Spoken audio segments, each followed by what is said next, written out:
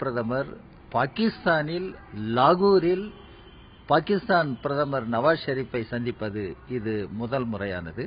இது வரவேற்கத்தக்கது. ஏனென்றால் இந்தியாவிற்கும் பாகிஸ்தானுக்கும் இடையே பல பிரச்சனைகள் இருக்கின்றன. இந்த பிரச்சனைகளை இரண்டு நாடுகளுக்கும் இடையிலான பிரச்சனைகள் என்று கருதி இரண்டு நாடுகளும் தீர்ப்பதற்கு முயற்சிகளை மேற்கொள்ள வேண்டும்.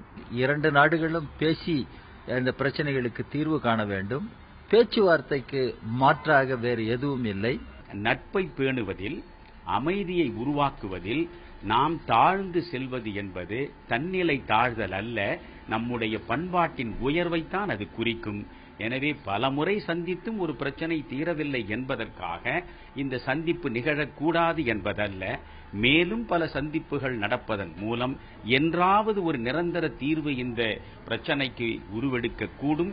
பாகிஸ்தானும் இந்தியாவும் நேசக்கரம் பூண்ட நிலையில் அமைதி சார்ந்து வாழக்கூடிய ஒரு நிலை ஒரு நாள் வரக்கூடும் என்கிற நம்பிக்கையோடுதான் நாம் நம்முடைய அரசியல் சதுரங்கத்தில் காய்களை நகர்த்தியாக வேண்டும். இந்திய பிரதமர் பாகிஸ்தான் சென்று லாகூர் நகரில் பாகிஸ்தான் பிரதமர் அவர்களை சந்திப்பது மிக மிக முக்கியத்துவம் வாய்ந்த ஒரு விஷயமாகும்.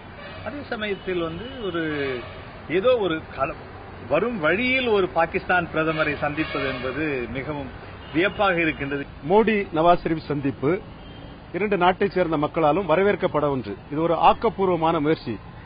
பாகிஸ்தானை பொறுத்தவரையில் இந்தியாவுக்கும் பாகிஸ்தானுக்கும் நல்லுறவு ஏற்பட்டு விடக்கூடாது என்று அங்கு மிகப்பெரிய தீவிரவாத இயக்கங்கள் செயல்பட்டுக் கொண்டிருக்கின்றன.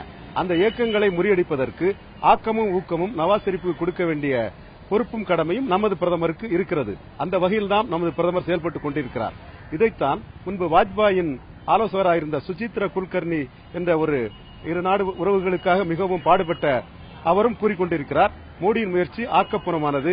மற்ற வளர்ந்த நாடுகளோடு போட்டியிடக்கூடிய வல்லமை பெற்ற இளைஞர்களாக அந்த மக்களை உருவாக்கணும் என்று ஒவ்வொரு நாடும் நினைக்கணும். அப்படி நினைக்கும் பொழுதுதான் விஷன் அதிக ஹையர் விஷன் இருந்தா தான் இந்த ஸ்மால் டிஃபரன்சஸ்ல இருந்து மீண்டு வர முடியும். சும்மா நம்மளும் போய் அங்க போய் பேசுறோம், அவங்களும் நம்மகிட்ட பேசுறாங்க. அப்ப நம்மளுக்குள்ள பிரச்சனைகள் மட்டும் பேசிட்டு இருந்தோம்னா தீர்வு காண முடியாது. நமக்கு மேல ஒரு விஷன் இருக்கணும். அந்த விஷனை எல்லா நாடும் அதை அச்சீவ் பண்ண முடியுன்ற பிலீப்பை உருவாக்கணும், நம்பிக்கையை உருவாக்கணும். நம்பிக்கை உருவானால் மட்டும்தான் இந்தியா இதில் வெற்றி பெற முடியும்.